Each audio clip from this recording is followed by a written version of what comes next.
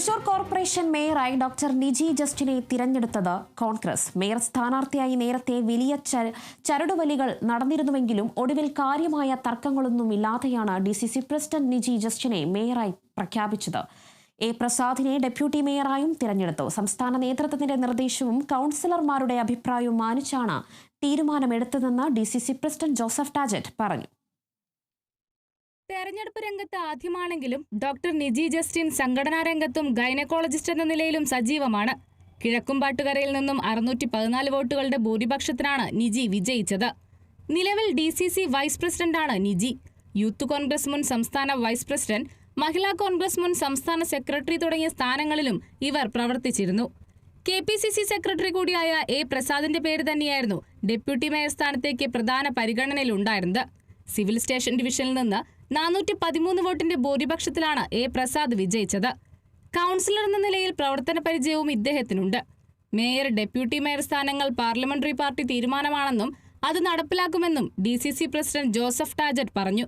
മഹിളാ കോൺഗ്രസിൻ്റെ സംസ്ഥാന കമ്മിറ്റിയുടെ വൈസ് പ്രസിഡന്റ്, ഇപ്പോൾ ജില്ലാ കോൺഗ്രസ് കമ്മിറ്റിയുടെ വൈസ് പ്രസിഡന്റായി ദീർഘകാലം പാർട്ടിയിൽ സേവനമനുഷ്ഠിക്കുന്ന ഡോക്ടർ നിജി ജസ്റ്റിനെയാണ് ഞങ്ങൾ മേയർ സ്ഥാനത്തേക്ക് നിശ്ചയിച്ചിട്ടുള്ളത്.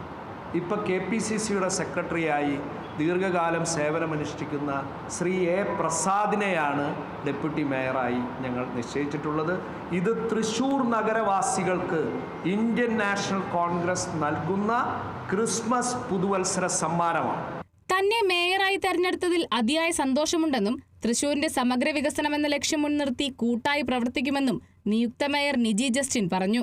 അടുത്ത 5 വർഷം നമുക്ക് കൂട്ടായ കളക്റ്റീവ് റെസ്പോൺസിബിലിറ്റി, കൂട്ടായ പ്രവർത്തനത്തോടെയാണ് മുന്നോട്ട് പോകാൻ ആഗ്രഹിക്കുന്നത്. കൂടിയുള്ള കൗൺസിലേഴ്സിൻ്റെ അഭിപ്രായങ്ങൾ കേട്ട് അവരോടുകൂടി ആലോചിച്ച് DCC ലീഡർഷിപ്പുമായി ആലോചിച്ചിട്ടാണ് മുന്നോട്ട് പോകാനുള്ള ആഗ്രഹം.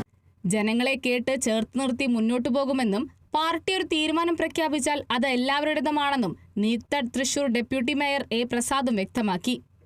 ജനവിധിയുടെ ആ വിശ്വാസ്യത കാത്തു സംരക്ഷിച്ചുകൊണ്ട് തന്നെ ഐക്യജനാധിപത്യ മുന്നണി സംവിധാനം കോൺഗ്രസ് പാർട്ടി ജനങ്ങളെ പരിപൂർണമായി കേട്ടുകൊണ്ട് തൃശ്ശൂരിനകത്ത് ജനങ്ങളെ ചേർത്ത് പിടിച്ചുകൊണ്ട് തന്നെ അവർക്ക് പറയാനുള്ള കാര്യങ്ങൾ കേട്ടുകൊണ്ട് തന്നെ ഭരണവുമായി മുന്നോട്ട് പോകും. ഒരു പതിറ്റാണ്ടിന് ശേഷമാണ് തൃശൂർ കോർപ്പറേഷൻ ഭരണം കോൺഗ്രസിന്റെ കൈകളിലെത്തുന്നത്. ആകെയുള്ള 56 ഡിവിഷനിൽ 33 എണ്ണവും കൈവശപ്പെടുത്തിയാണ് ഇത്തവണ അധികാരത്തിലെത്തിയത്.